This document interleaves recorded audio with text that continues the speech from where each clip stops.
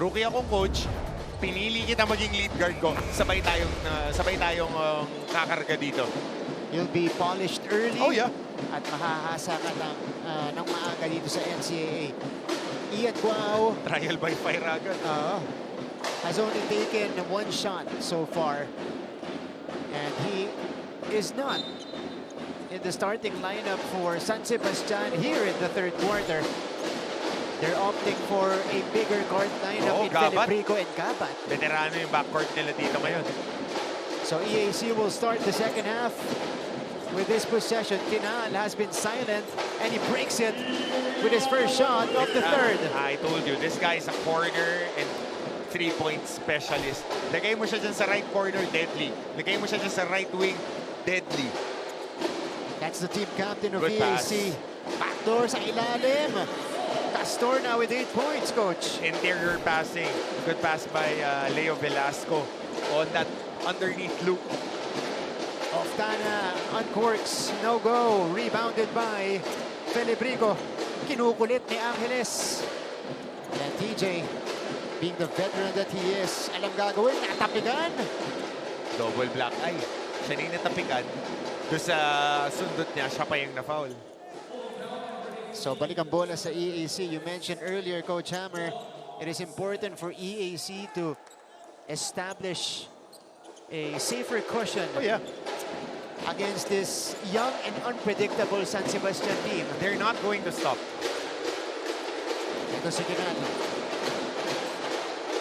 Oftana inside to Loristo. He's got De La Rama on him. Good matchup at the post.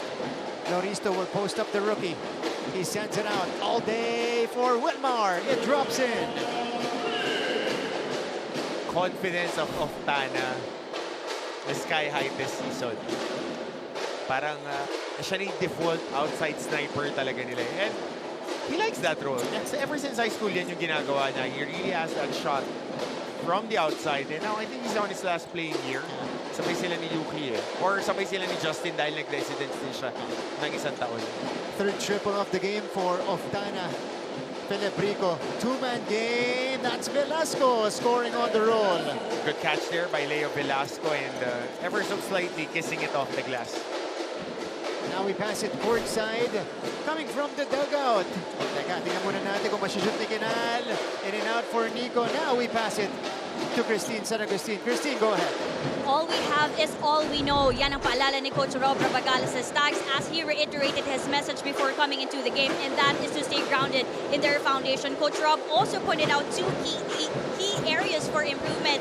Una na dyan is for the team to have a better read of their flow at kung may nagkakamali man, keep going and learn to adjust accordingly. Second, he urged the players to play smarter in the second half. Coach Rob pointed out that the effort is always there and it always will be, but emphasized that it's only a matter of time before they can close the game in their favor as long as they make the right decisions on the court. Update naman kay Resho na natapilo kanina, tinanong ko siya kung i-rate ang kanyang pain and sabi niya 6 out of 10 pa rin ang sakit ng kanyang left ankle. Kaya naman titingnan pa rin natin kung makakabalik pa rin siya sa game. All for now, back to you guys. Thank you so much, Christine.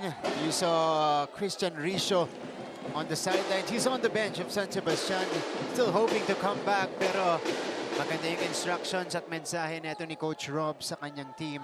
You know, they continue to do the right things and execute the way they planned it in training. Good things will happen, will continue to happen for them. Just follow the game plan. Yan ang hardest. As a coach, I'm speaking now not as an analyst, pero as a coach of college athletes. Kasi especially if you're handling a little bit more of a veteran team, may mga sarili na silang habits. Yung buying into the game plan that, look, we did the thinking for you, execute it, and then we'll take care of it. Execution. So that's, yung mga detalye, yun yung nag-iiba yung mga championship winning teams sa mga teams that are just inconsistent. Details and execution. Kaya mo bang sundin yung detalye? Meron ka bang bandwidth to execute the game plan?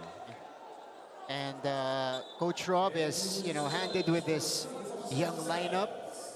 So mas madali yan dapat. Kasi susunod ka na lang Yung buy-in, tama. Buy-in ka na lang kasi yan ang kagandahan din pag bata yung team mo and you're growing with your squad as we see this block by Wilmar Oftana in transition. Pero yung tapikan, uy, Nako. buti na lang, hindi ako referee.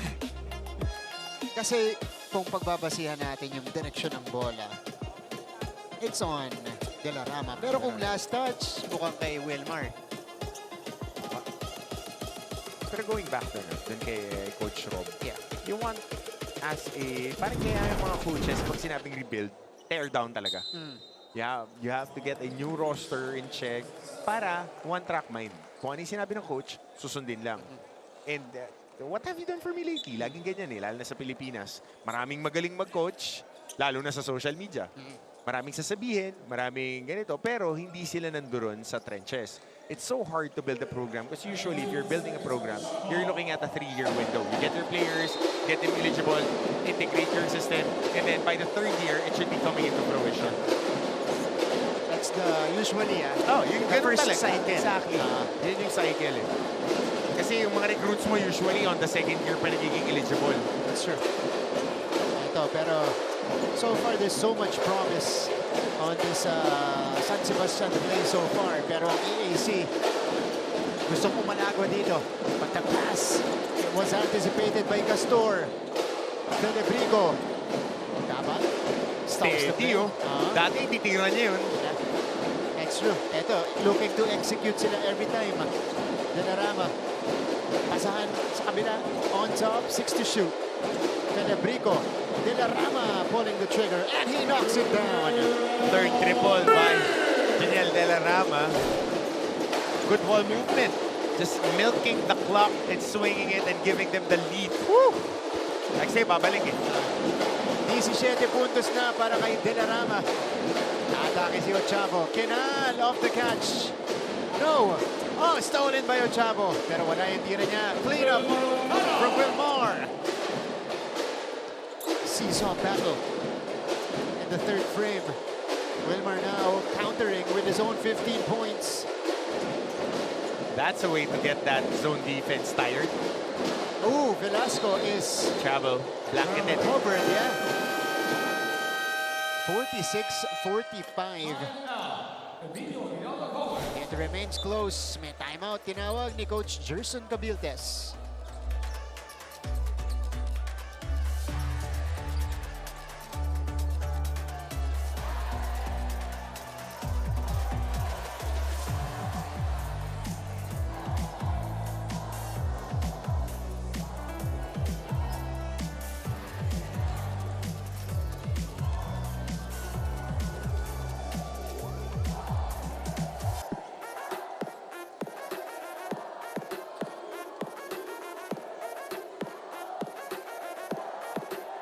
Balik sa ating laban, Tropa Cam. Ba, naka-uniform yung magtotropang to. Okay. Naka-New York Jets na hoodie. Napanalo. Napansin mo pa yun? Yun ang napansin mo, ha? Okay. Ito mga tropa natin. Junior players to. Diba? Mga naglaro kanina in our juniors division of the NCAA because you know, if you go here and watch the games, first Full game game natin. day. Full game day, exactly. First game juniors, dalawang sunod in the seniors, and then last game juniors. Ayan. Hello sa mga tropa natin dito na umattend on a Sunday. Yep. Right. So thank you for joining us and watching live inside Phil Oil. So alam natin na hindi yan free cut. Talagang invested sila. Correct, correct. Ano yan? Oh, si Arman or Arnan Juntis. Shoutout po watching from Barangay Moonwalk, Paranaque City. Coach Hammer and Coach Martin always watching Batang NCAA since Pinatubo. Trio days of San Sebastian. Ayoko na maalala yung Pinatubo trio. Grabe yun. Legendary yan. Oh, Ian Pascual, Sanggalan. Abueva, tsaka Sanggalan. Oh, Joy Sancho is a fan of Ian Cuajao. Sana makabusto para kay Ian, who is now on the floor. He is back in the game. Si Romel Sena, another San Sebastian fan, mukhang dominated ng Baste fans. Sana magparamdam mamaya yung mga EAC fans. Andyan lang yan. This is Another point, another basket for So, the EAC Generals. Laking bagay dun sa laro ni Kinal yung na-shoot niya yung isa outside shot kanina. Ngayon yung close out sa kanya, long close out na eh. So nakaka-atake siya ng mas madali. And Brian Angeles adds on to the damage. Coming off a stop. Oh, another steal here? Nope. Risho holds it. Guahao to the corner they go. De La Rama stepping through. Difficult shot. No, he gets his own miss. Pero dalawa na yung bumantay sa kanya doon. Angeles tumatakbo. Angeles taking it all the way. Excel gamer. Open court transition basket off a stop. Forcing numbers and getting a transition layup. It is an 8-0 run unleashed by EAC.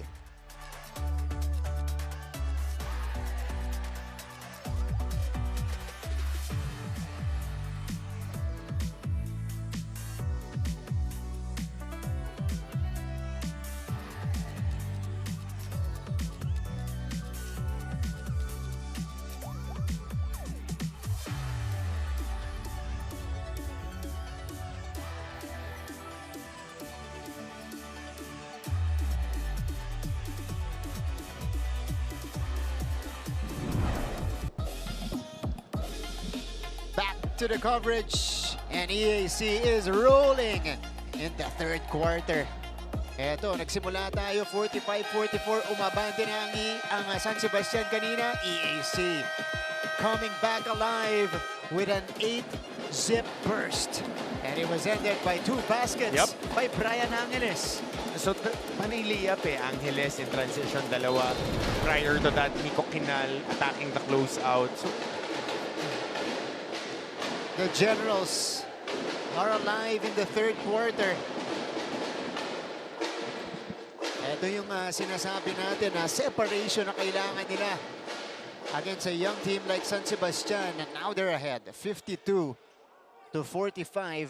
on the other side. This is now a test for Baste if they can come back, because in the previous 2 quarters, ganito rin.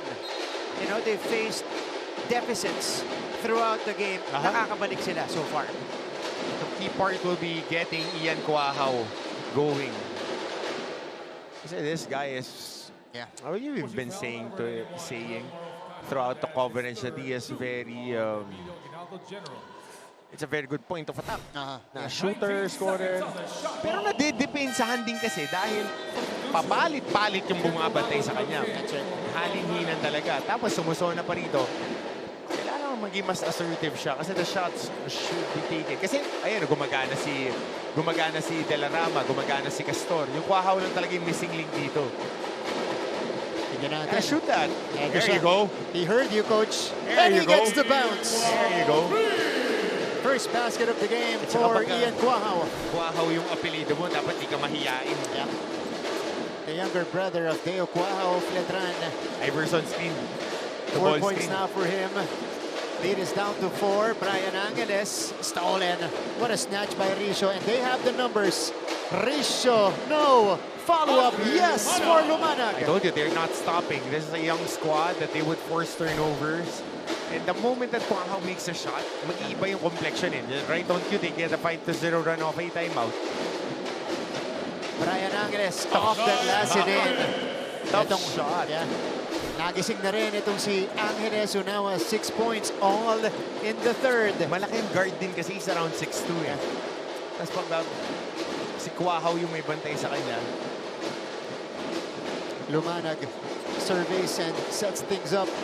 Lumanag takes the 3. No short. Tapos, Ako, hanapin ko yung Guahao ulit. Tumama na ng isa eh.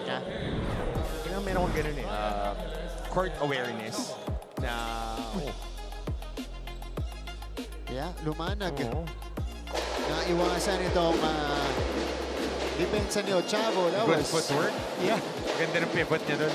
Pero ito eh, pagka tumama na yung isa sa mga potent guys mo, you have to give him an opportunity to make a shot again. And pinapasabit nila si Guahao kasi tatlo na rin yung foul ni Ian Guahao. But you gotta get him going. De La Rama will pull back. De La Rama decides to shoot. Might Rattles not be out. the best of shots. might be one of the iffy shots na tinira dito ni De La Rama. Lucero was able to get away off the spin. 9 points now for Aldeo Lucero, who has been the energy guy for EAC. Yeah, playing a little bit more in control. Finally. Yeah. Lumanag waits. 2.5 to go in the third. Risho scans his options. Lahat sa labas. Lahat ng ball reversal nila palayo dun sa best shooter nila eh. Oo nga, hindi nila hinahanap si Kailangan Guahao. hanapin mo eh. Yun o, libre o. Papatirahin mo. Catch and shoot. Guahao left it short. Inside. Good Risho Castor. So that's the difference of Velasco kay Castor. Kasi si Castor is hindi rin siya hindi siya balingkinita. Broad shouldered din, pero he has good distribution of weight. Ito muna yung pihit ni Lucero. Pero yung pagka nakakuha siya ng pasa sa ilalim, kaya niyang iangat agad. Si Velasco nag-gain ng weight, gain good amount of weight. Tingnan mo, quick ups yung tawag dito ng mga big man coaches. Na pagka nakuha mo, quick up, finish. Si Velasco kailangan niya i-gather kasi nagbago Malaki yung timbang niya. Last season nakita natin si Leo Velasco rather. Yeah. Nakaka-finish siya ilalim So, as he adds weight, more plyometrics, getting a little bit more bouncier. Kasi stronger ka na So, you have to generate more force going up. Pero ito siya. Ayan, Babalik sa nakakapasok. laban natin. Tingnan niyo yung kaha niya ngayon tsaka yung balikat. Pagka naka-flex yung braso niya, kita mo agad yung cuts Nasa adjustment phase pa Oo, siguro exactly. si Velasco. No? Tsaka malaking difference yan. Yung adding 5 to 10 pounds of weight. And it's a transition game. Yeah, and you have to adjust to the game speed. Pati si Risho Si Risho mga siguro 5 pounds na dinagdag. Pero hindi nagbago yung finishing niya. Ito malaki na dati to. Dati nang malaki to si Shanoda. Jacob Shanoda showing patience underneath. Another end one opportunity for EAC. Inside pass here, high and low. And Jacob, pinakagat muna yung depensa. Free throw coming up for the former San Sebastian Stag. Now EAC General Jacob Shanoda, who was part of the starting unit neto ni Coach Gerson Cabiltes. You know him as a guy who has springs. And a hustle guy for San Sebastian before. 59-53. It's back to a 6-point advantage. Risho to the corner they go. Here's the jumper. Wala. Lucero. Nagmamadali. Lucero bouncing it for EJ, who misses. Good activity by Jacob Shanoda right there. Just keeping that ball alive. Yung tapikan, extra possession for their squad. By the way, ang buwan ngayon itong San Sebastian, itong si Clarence Cruz. He played a handful of games last season.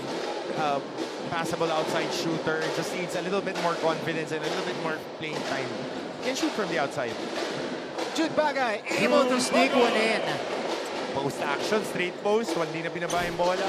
Just turning into his strong shoulder, the right shoulder to protect that left-handed shot. And this is one of the teams he can do that against. Talking about Jude Bagay. Philip Rico. Guahao. Cruz. Balik kay Guahao. No. It ends up with Cruz. Exactly a minute left in the third quarter. San Sebastian faced with an 8-point deficit. Wala pa rin para kay Guahao. Scramble. It is picked up by Lucero. Binibig talaga nila tumira si Guahao. Bad shooting day. Bagay underneath. And EAC establishes their biggest lead of the game. Ako, I'm a big fan of Jude Bagay's game. Alam doon ng mga... Pati asawa ko alam kasi madalas kami manood magkasama. Si Jude Bagay. Na, great habits Yeah. Pero minsan he gets just too much ahead of himself. Yun yung pareha sila ni Lucero And that's a good offensive rebound.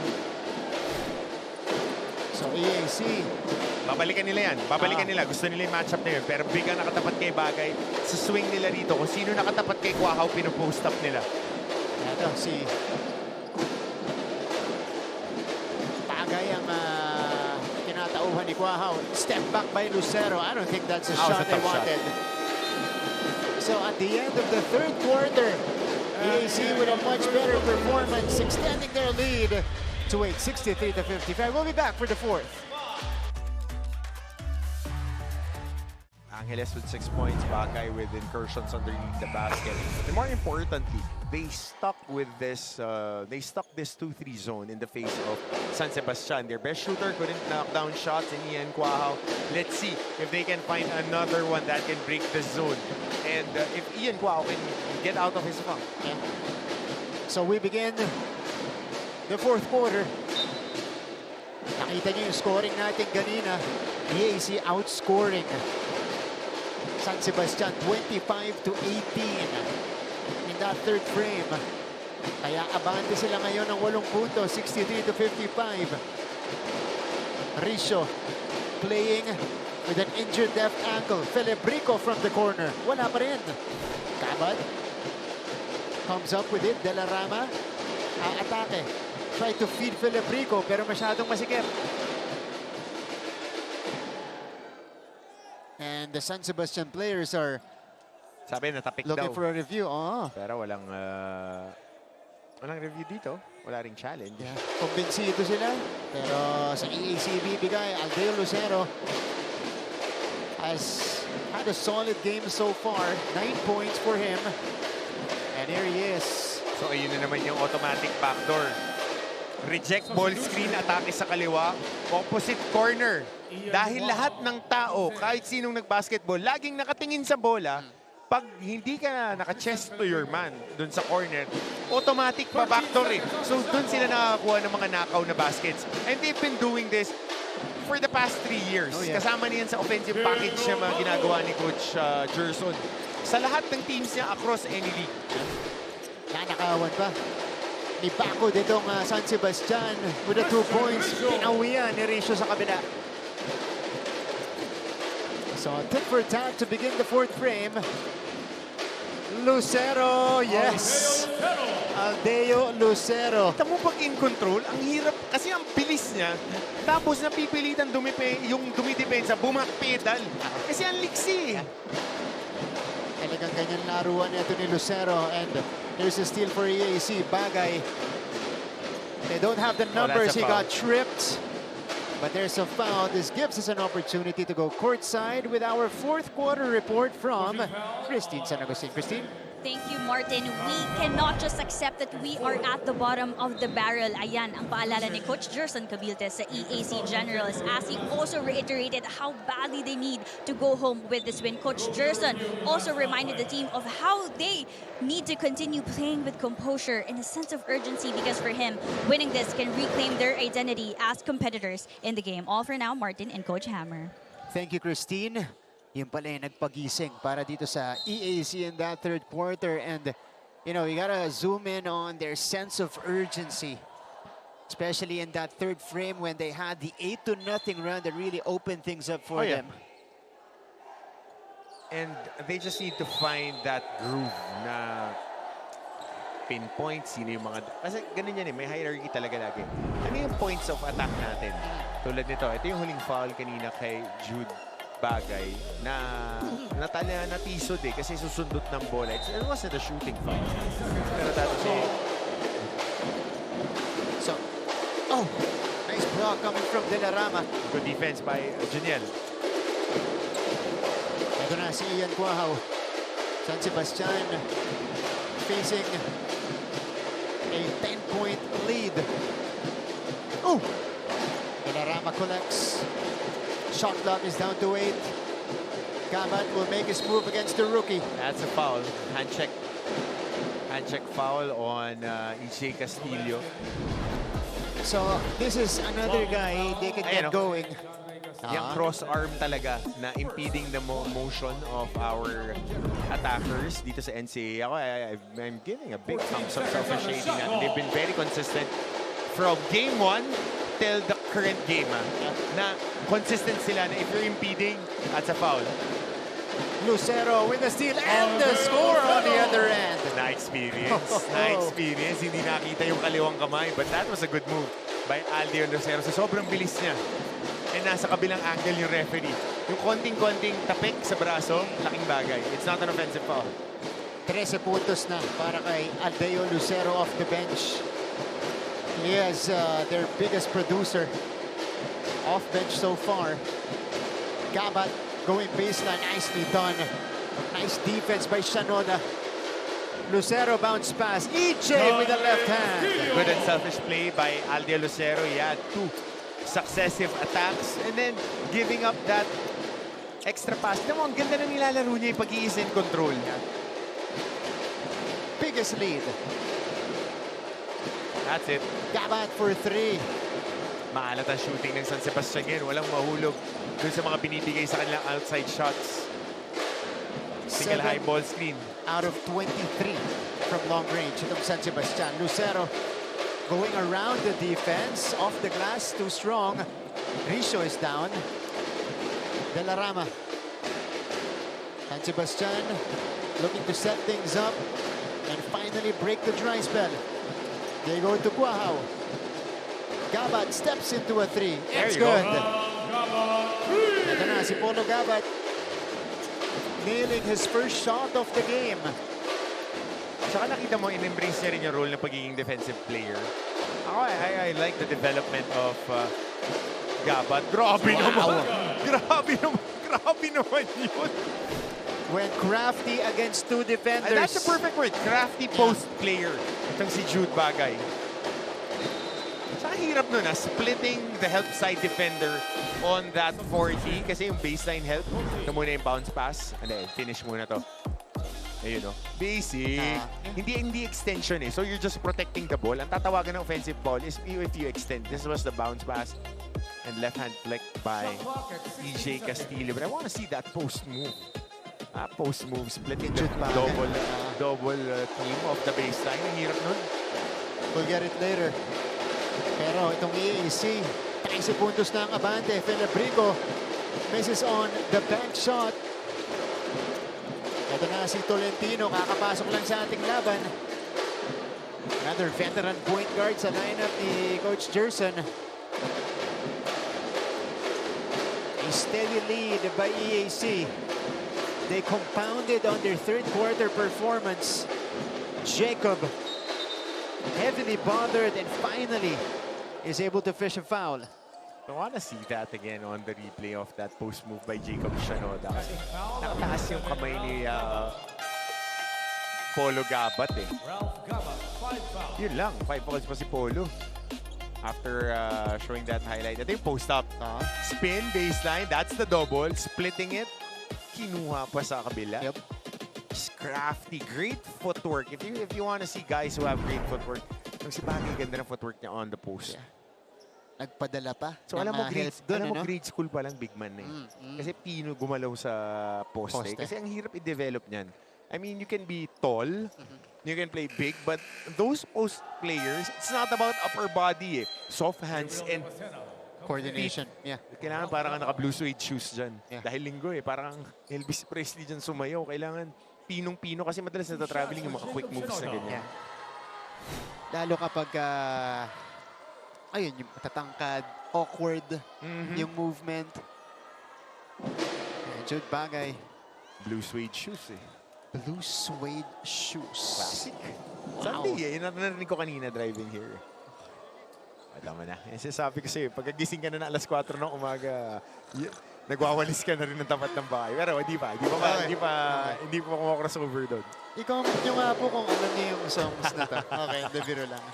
Yung mga moms, saka yung mga dads, saka yung mga lolo't lola ng mga players natin dyan. mga Elvis saka Matt Monroe. Jude Bagay has 17 points to lead the EAC. They swing into De La Rama. Guahao catch and shoot. Wala pa rin, no? Para kay Ian Guahao. He is 1 out of 6 from long distance. Binibigay sa kanila yung outside shot. They're daring.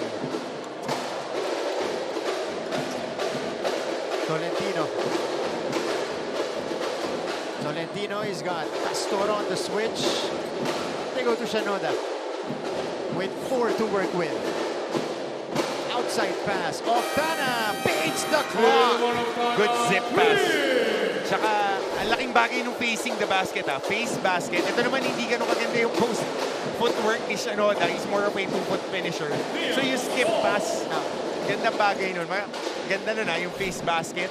Kasi pag hindi ka post player, Norman Black corollary, if you're not a post player, face the basket. So you would have more options to swing the ball or get a grenade, yung dribble handoff sa taas para meron kang ball screen action. Mas magiging effective ka sa roller. Ito naman. Kakabanggit mo lang yung handoff. Si Shinoda rin yun. Oo, ganyan lang lagi. Pagka hindi ka, ayan, kasi crash boards player si Shinoda eh. And the threes are going in for EAC. Tolentino. Binanggit ko kanina, shooter din tong Tolentino. Yan yung build-up ng mga guards nila. De La Rama couldn't answer. The opposite is happening for Baste. Mamagana rito yung lamang. One shot, one rebound lang nangyayari. San Sebastian, after scoring 37 in the first half, they've only scored 25 in the second half. Habang itong EAC, 41 points na. Oftana. Angeles, baseline, no. That one rolls out. Ito na si Filibrico. TJ to the corner. Guahao, no. Ian Guahao now 1 out of 7 from 3-point range. Sa dami ng mintes nitong dalawang koponan, maraming rebounds available. I wanna see rebounding numbers later. Rebounding for both teams. Ito pala, meron tayong notes dito.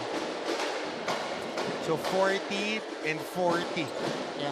It's a lot of rebounds. Pero key number, offensive rebounding, 19 for San Sebastian. Walang hindi talaga sila makaproduce. Ito yung kick out ni Jacob Shinoda. Yun Sa mainit na Wilmar Oftana. Yung facing the basket and catch and look. Yung tawag sa Euro basketball. And once you catch it on the block, catch and look, catch it on the roll, catch and look. Para alam mo saan nagagaling ang tulong, sino yung kakampi mong malilibre, at saka pag meron ka bang clear path para umatake. Dahan-dahan lang, dahan-dahan. Pwede ka naman magdahan-dahan na mabilis. So, you're slowing down and then you're changing your speed. Hindi ka naman pwede laging mabilis ka na nga, nagmamadali ka pa. Hangkarot ka na nun. One gear ka lang. Exactly. So, may timeout tayo. 79-62. EAC comfortably ahead.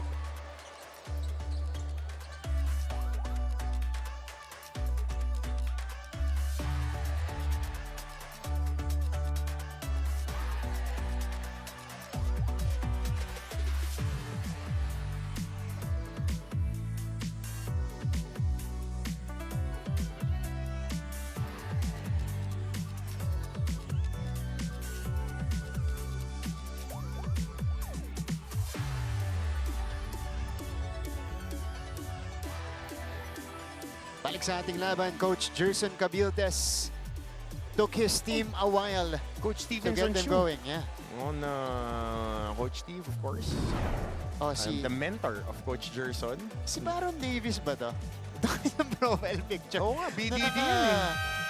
Dapat, May auto-dunk icon yan sa NBA Live. dapat we believe yun, ha? Supporter ng San Sebastian, Carl Bangon as well. Ay, magandang araw sa inyo. Enjoying the action.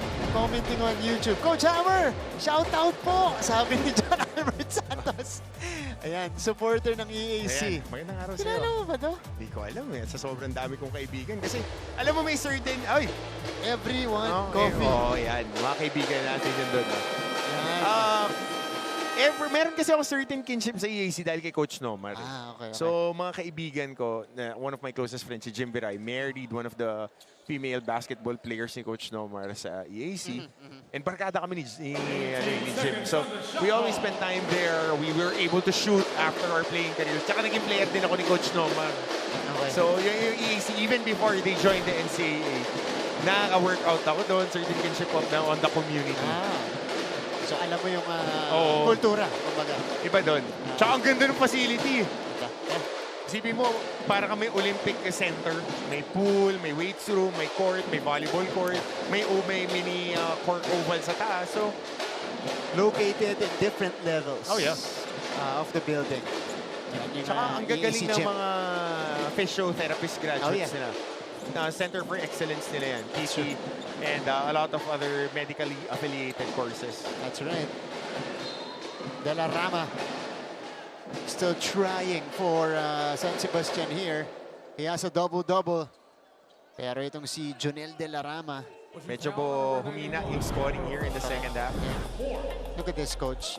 17 points, 14 rebounds, 2 steals, 1 block.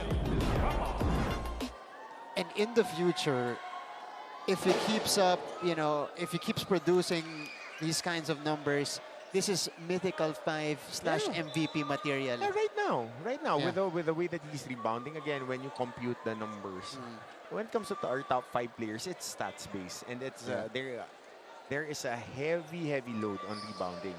It's a heavy point scoring pagdating sa rebounding. And when you're getting 15, 20 boards a game, you would be in that conversation, and not only in the mythical 5. More importantly, Rookie of the Year. Freshman of the Year. Kasi magkaiba na yung Rookie of the Year tsaka Freshman of the Year. That's true. Yung Rookie of the Year, kalaban mo na dun yung mga Ajante Miller, yung mga bagong mga Rafi Celis, kalaban. Pero yung Freshman of the Year, bagong graduate.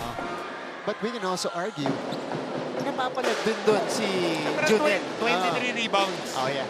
Pagka 23 rebounds ka, tapos si Coach Hammer yung nanonood, hindi natitigil yan. Buong season, ikukwento ka na niyan. Kasi it's a lost art eh. Yung multiple effort rebounding, ang laking bagay niyan. And he's a rookie. And it translates kung rumi-rebound ka ng under 12 ka, hanggang pro re-rebound ka. Imposibleng hindi. Kasi it's in your DNA. That's right. The final 2 minutes of this game, EAC has blown this one out. 79-63 with a big second half. Again, parang diesel itong EAC Generals. We kept talking about them, trying to build a bigger lead against a younger San Sebastian team. It finally happened in that third quarter, and they never looked back. Because their zone gave the shots that San Sebastian had trouble with. Ngayon, going back to wearing my coach's hat, coaches and the offensive scheme needs to fabricate open shots. They need to fabricate open shots like that, of an inbound. It's the player's responsibility to knock down those shots. Ginawa na ni Coach Rob yung trabaho niya eh. Bigyan kayo ng open shots in depensa, binibigay sa ating outside shots in scheme, i-open up natin. Ang trabaho mo na ngayon mag-shooting. Mag-shooting ka na mag-shooting. Definitely si Ian Cuahaw. Maaga ba? Alas 2 pa lang pagdating niya sa San Sebastian, kukuha ng bola yan, mag-shooting yan buong hapon. Ian, itag mo ko dun sa video. Sure yan. Speaking of shooting, dalawang sunod. Exactly. But, yeah, a little too late for Philip Rico. He's another player who kept trying earlier from long distance. Ngayon lang nahuhulog. Exactly. And knowing how competitive these players are, and with social media, alam nila na marami silang minintis na makikita nila on the scoreboard. Gagawin nila yan eh. In the afternoon, adjust ako agad. Shooting ako, konting pagod. Ligo, tulog lang ako ng konti. Nakatira ako sa dorm. Mas misi Postanes on that dive.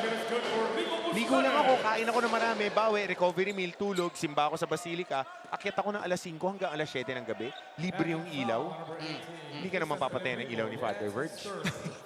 Shooting ka dyan. At saka ang kagandahan, yung mga ibang assistant coaches nila, stays in the dorm. The juniors, sila Coach Raymond. So, you can work on your game. And as a college player, it's your responsibility to work on your game. That is right. Especially a tough outing like this, or after a tough outing like this, as Postanes scores underneath.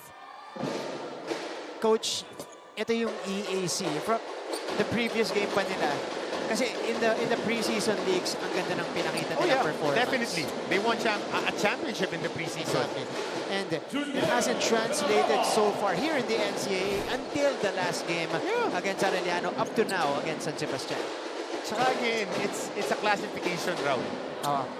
Walang ma-out. Yun yung sinasabi ng Mancom natin in the meetings. Just get your licks and then get an advantage. Get into the play-in. Kung number 5 ka, talunin mo yun, and then you just need to have 5 wins.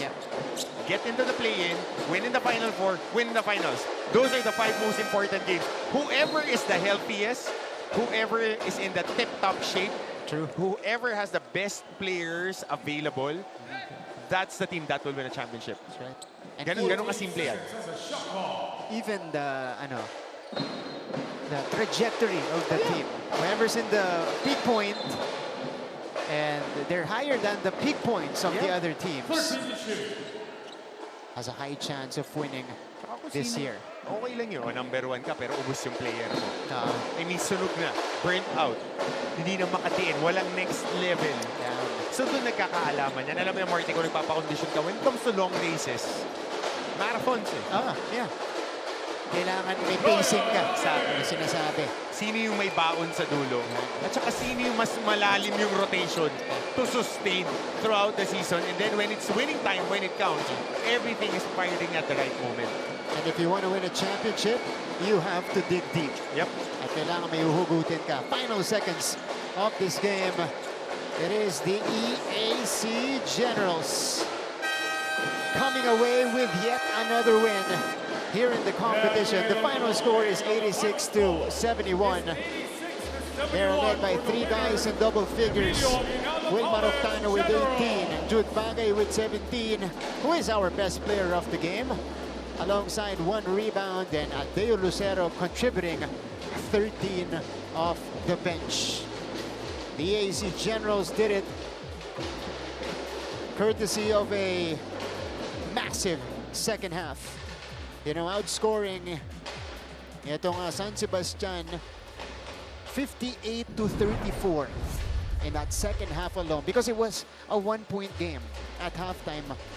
38-37 pagdating ng second half natin, or rather 48-34.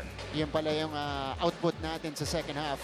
The Generals with consecutive wins here in season 101. And now we listen to their school hymn.